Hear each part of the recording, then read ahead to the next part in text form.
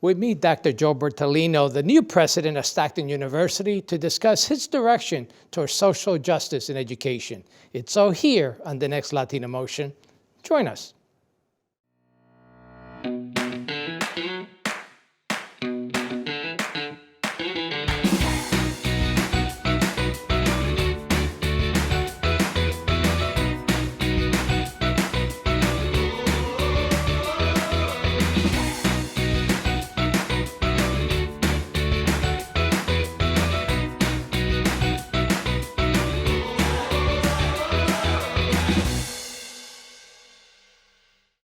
Latino Motion with Bert Lopez is presented by Latino Motion Public Affairs Media, a New Jersey nonprofit corporation, and Stockton University. This edition of Latino Motion with Bert Lopez is brought to you by the HD Studios at the campus of Stockton University. Funding for Latino Motion is provided by Atlanticare. For more information, call 1-888-569-1000 or visit atlanticare.org. Atlantic City Electric, energy for a changing world.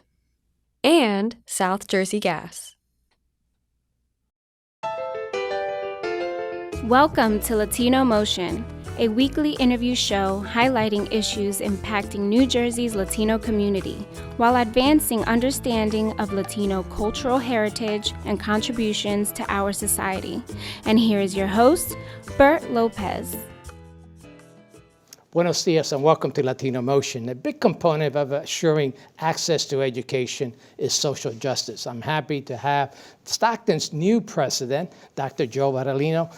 Doctor, welcome to Latino Motion. I understand you like to be called President Joe. President Joe, yes. Welcome to the show. Thank you. Thank you very much. Delighted to be here. And I'm happy that this is the first show that you've participated in here at Stockton. It is. This is my first television show. So not only here at Stockton, but in the region. So thank you very, very much for the invitation. I'm honored. So let's talk about social justice Sure. and the fact that you are considered for over your 30-year career a social justice educator. What does that mean to you?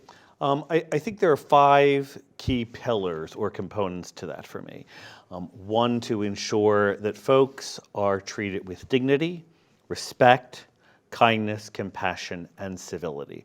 Those are at the core of an ethic of care and all of the work that I, as an educator, and that I try to inspire and influence others at the university and at other places that I have worked or participated in to focus on.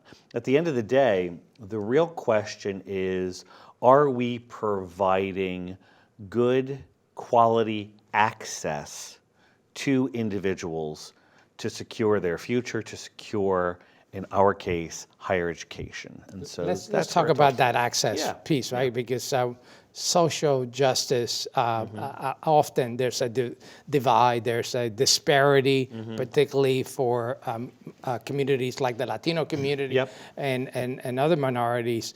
Why is it so important to really mend and create that bridge in terms of social justice and education? Well, I think it's not as complex or complicated as people might think. The reality is that our responsibility as educators is to prepare students to be good citizens and to go out into the world. Well, the world continues to become more diverse. Our country continues to become more diverse. The vast majority of our students, in terms of the growth of student populations, continues to become more diverse. We've seen a significant growth in the Latinx population. I think it's important for us to remember that if you simply look at the demographics of the students that we are serving here, of the students that we have served at the other institutions that I've worked at, the growth in diverse or underrepresented students, that population has increased significantly. I mean, at Stockton now, we're at 42%. So I anticipate that we will soon reach the threshold to be a Hispanic serving institution. Oh, we look forward to that. So certainly. that's very exciting. That's very exciting. And so if we are to prepare our students to be good citizens, if we are helping to shape the citizenry and the community, then we need to be prepared to provide opportunity to all peoples in the region, all of our students, and also ensure that our students have the ability to have an understanding of individuals who may perhaps have a different experience than they have had, a different cultural perspective, a different ethnic perspective. I want students to learn to interact and to build relationships with folks that are not like them and only like It's them. not just about the students themselves, right? Because Sure. actually providing education and access to everyone elevates the entire community. It does elevate the entire community, and it's also economically sound and prudent, Sure. right? An educated citizenry, an educated community makes for a stronger community, a more involved community, a community that provides support to one another, and also helps to build a strong economy. Why wouldn't we want that? Exactly. Walk me through your path to becoming that social justice educator. What led you to this road? You know, it's interesting. I don't know. When I think back about my own experience, I look at me, okay? I know who I am, and I know I'm cognizant of my privilege, particularly as a Caucasian man. I think I grew up in a predominantly white neighborhood, attended schools that were predominantly white, and so my experience was very limited until I got into higher education. I am a social worker by training, and so my experience as a graduate student in social work and then ultimately in higher education, I think opened a number of doors for me. And I have to say that initial experience was actually in the city of Camden. Yeah. I was attending Rutgers Camden in the MSW program, and during that time, as part of my graduate assistantship, I was working for what was then the Division of Youth and Family Services. And so I think just that experience of seeing something and interacting with individuals that I otherwise would not have interacted with or been exposed to, and the experience of seeing poverty in a way that I had never seen it before, really made me question who I am, what is happening around me, and what my responsibilities are. Why is this? And I remember reading a number of selections, and Jonathan Kozol in particular, and this back and forth between where dollars go for education in some communities versus where dollars go in other communities, and that inequity and that imbalance. And it was, I think, at that point that I realized, wait a minute, we don't all start from the same place. Right. And I don't know if folks really appreciate that. Absolutely. That was, I think, my initial introduction. And as I moved through the ranks of higher education, I think my exposure to diverse communities and my knowledge base of diverse communities and where I sit in terms of the responsibilities of serving, I think just compounded onto one another. And finally, I'll say that having come out as an openly gay man, I found myself in a marginalized community. Exactly. And that discrimination and that hatred and that pain, I was experiencing that, and it left me to wonder, and yet I still have privilege. So imagine what others who don't have that privilege or can't hide who they are, what is their experience? And that's a great way to end this particular segment. We want to continue. Thank you for being so open you. and sharing this. We're going to take a quick break. We'll be right back with more Latino Motion.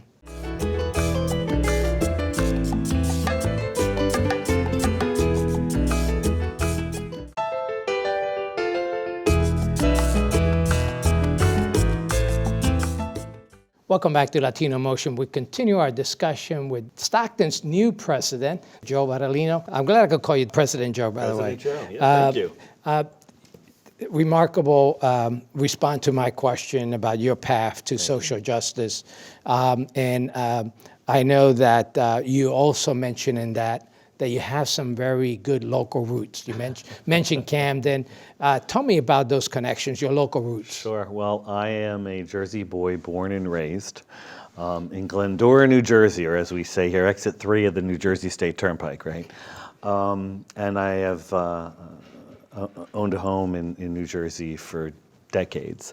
But perhaps what's most important is I grew up not too far from here, went to high school in Camden County, and my mother was a 1977 alum of Stockton. Oh, wow. She was a non-traditional student. She was a nurse at Cooper Medical Center. Good. And she had her RN from St. Agnes Nursing School in Philadelphia. Okay. And she needed to get her BSN. Stockton at the time was offering that opportunity for non-traditional students or for nurses at Cooper and at other hospitals, and she took the opportunity. And my sister and I would sit at the dining room table doing homework with my mother. And since that time, so that's my Stockton connection, but my father doesn't live too far from here, about 30 minutes from here, and my sister and her family live in Williamstown, so it just seemed to make sense to come home. Yeah, and we're lucky to have someone that is local, that knows the area, right, is familiar. And I know when Dr. Sass was here, Yes. She expressed how vital it is for the university to be connected Yes. to the community. And I know that's also your passion. Tell me about how you made that happen over in Connecticut in your previous job, and then we could talk after of what you plan to do here. But let's Sure. talk about that. I believe very strongly that an institution, particularly as a regional public university, has a responsibility to be in and of the community. In fact, I would go as far as to say, I believe that we have a moral responsibility to be involved in and serve the community in which we live. And so at previous institutions, most of my time was spent working with community leaders, business leaders, religious leaders, political leaders, corporate leaders, et cetera, in trying to find ways where the university could be instrumental in helping to provide access and education for students in the region, or simply providing services or partnering with individuals in the region to partner on a variety of different projects or services or entities. And that requires me to be out and about. So as the new president, particularly someone who's relatively new to the region, I think that being present is going to be pretty key to developing those relationships, both in Galloway, in Atlantic City, and then in the entire region. And I know that your focus at Southern Connecticut University, you did have a social justice program there. We did. That was core to all of the work that we did related to social justice. We worked with a number of agencies throughout the region and throughout the state. There were a lot of DEI, diversity, equity, inclusion focused agencies in New Haven. In addition to that, we did a great deal of work with the school system and the community colleges. And so our outreach here in this region to the area middle and high schools and to the community colleges is going to be key. I just met with the president of Ocean County Community College today, and we just signed an MOU with Atlantic Cape, and we'll continue to do that in our outreach and in our work. One of the other things that impressed me was your commitment to the arts, particularly music. So tell me a little bit about that. I know, you were instrumental in making that happen down in Connecticut. Well, in Connecticut, I served on the board of the International Festival for Arts and Ideas, and that was an organization that had a number of festivals across all art forms. And so I was just in conversations the other day with the folks from NJPAC. As you know, they sponsor North to the Shore. And I anticipate that once again, Stockton will be a partner in that program. And I've also been in some conversations with the local symphony and other arts agencies and programs. So I think that over time, my hope is that we're going to continue to build those relationships and provide not just our own students with opportunities, but I want community members to be able to find their way here to the Stockton campus, whether it's in Galloway or Atlantic City, to experience arts and culture, and to do so in a way that connects them to the institution and allows us to connect to the community. Now, every president has a 100-day plan. So I'm sure you have a 100-day plan. Well, the 100 days are up. I think I've been here all of 100 and maybe 30 days. The bulk of my time as a new president, and I've been through this is my third college presidency, and so the most important aspect is being present, being visible, and listening, and learning about the culture and the community and what's important to people here. And so I think that if I looked at the schedule for the last 100 days, all I've done is meet people. Whether it's students, whether it's faculty members, whether it's staff members, whether it's community members, whether it's elected officials.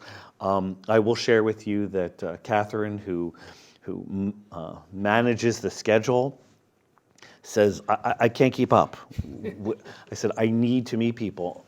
Harvey Kesselman, my predecessor, wonderful man, did wonderful things for the institution, but also had a history here. Right. I don't have the luxury of that history, so I'm starting from scratch. But that's okay. He was actually here when I was taking classes here at Stockton, so we go way back. So it's only a couple of years. Only a couple of years. Yeah. So my hope is, and I'm asking folks to please extend the invitation because I am happy to show up and to meet. It's important that you have that outreach certainly out into the community. We still have a lot of ground to cover. Okay, One of the issues is your initiatives in Atlantic City itself.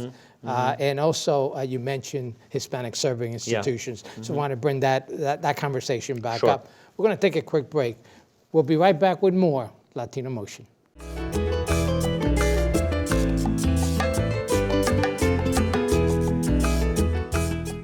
Latino Motion with Bert Lopez is presented by Latino Motion Public Affairs Media, a New Jersey nonprofit corporation. Join us online at www.latinomotion.tv. Find us on Facebook and YouTube. We encourage your comments and contributions for show topics.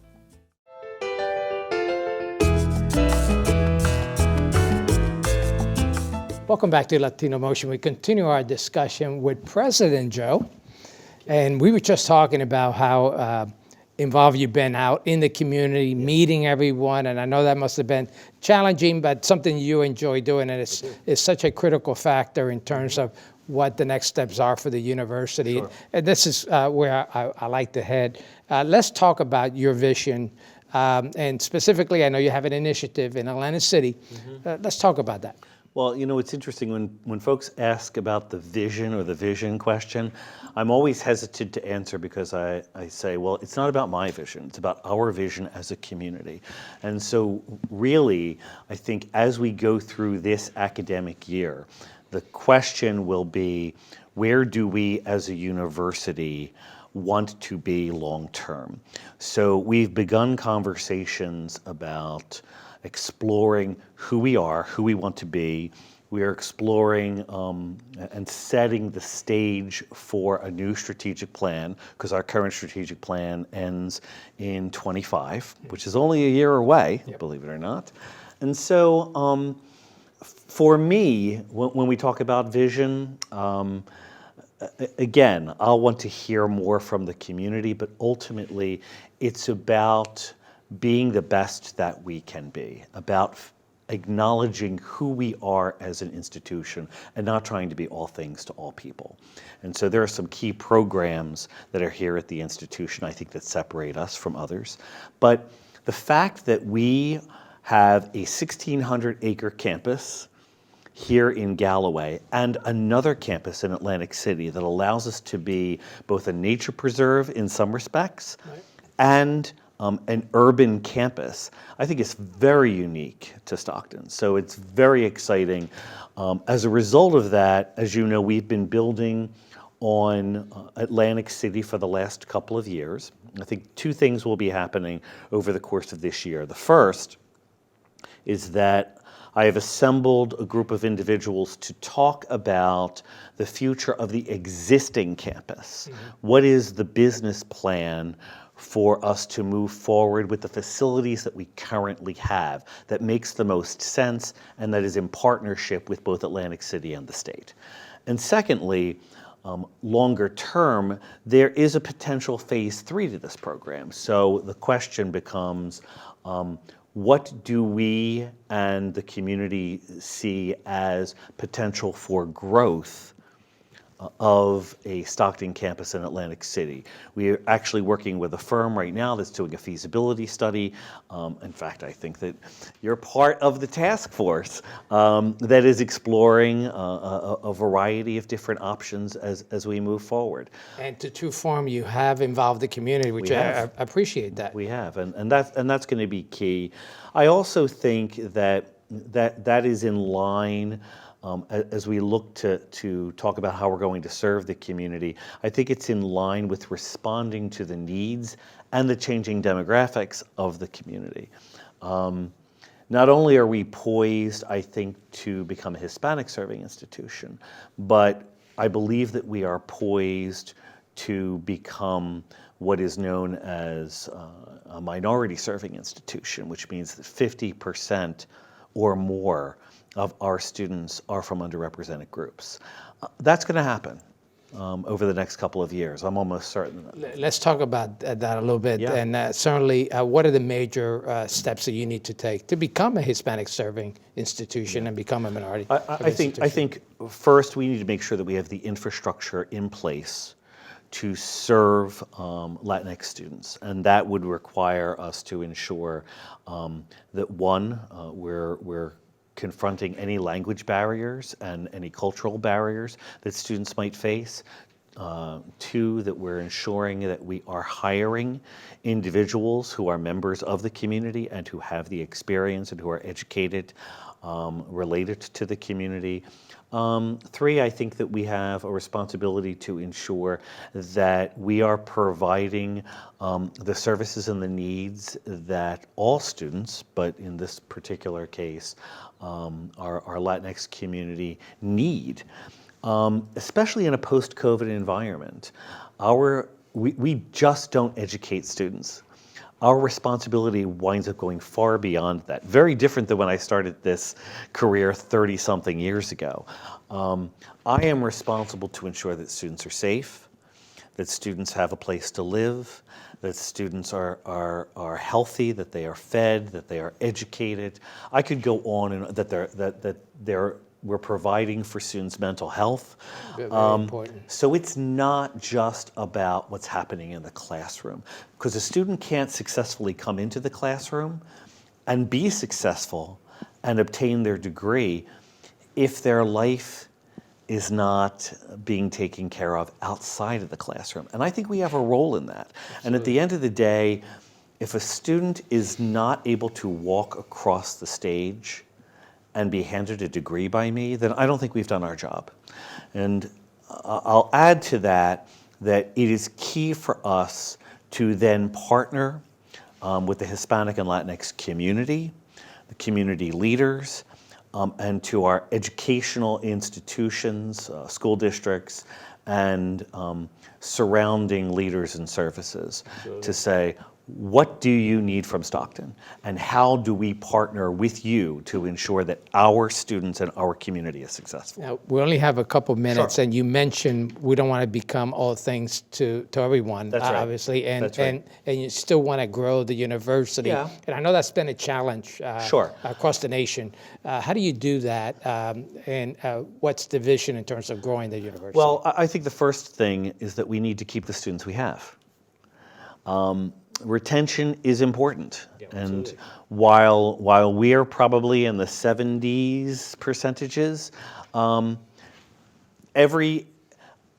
shift of 50 students, a shift of 100 students matters at this institution. So first, I want to make sure we're taking care of the students we have. Secondly, I want to make sure that we're providing a smooth transition and a smoother transition for transfer students who are coming in from the community colleges. Third, I want to make sure that students who have stopped out, who never finished their degree, that we're reaching out to them so that there is an opportunity for them to finish up in a way that makes the most sense for them. Four, I want to make sure that we are meeting the needs of non-traditional students. Not all students can come to campus. Not all students can be in a classroom. So how are we serving students that have other lives, that have other responsibilities, to ensure that they're leaving, that they're securing a degree, that they're securing an education? So that's just the tip of the iceberg. But all of those things combined and our partnerships, I think, help to grow enrollment or stabilize the enrollment that we have. I'm not just going to grow enrollment for the sake of growing enrollment. There needs to be strategy and there needs to be meaning behind the work that we are doing, and it needs to be benefiting the community that we serve. And I didn't cover affordability, and I know that we did cover that with Dr. Sass. Very important, sure. Particularly when you're talking about retention of minority students. It's very, very critical. It's very critical. 85% of our students are on some type of financial assistance. And so it's my job as president to ensure that we're securing the funds that we need from the state, but that we're also getting grant support and philanthropic support from community members and laying out the case for why Stockton is a good investment and that we will be good students of their monies. That's a perfect ending to this show. Thank you so much. Thank you so much for coming to Latino Motion. Thank you for joining us once again on Latino Motion.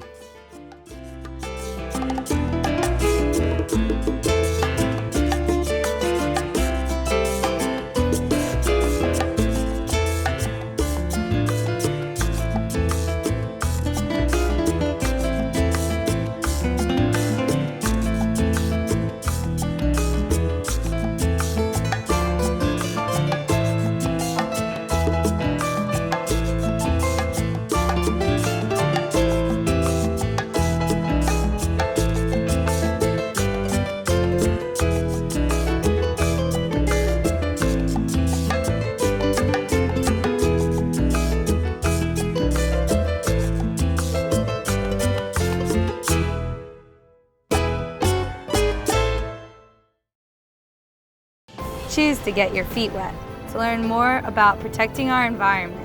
Choose to read minds, to understand the human brain.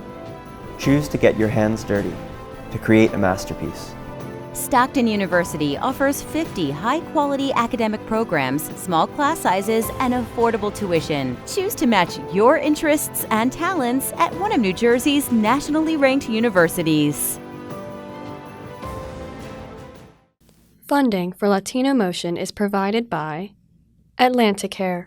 For more information, call 1-888 569-1000 or visit atlanticare.org. Atlantic City Electric, energy for a changing world. And South Jersey Gas.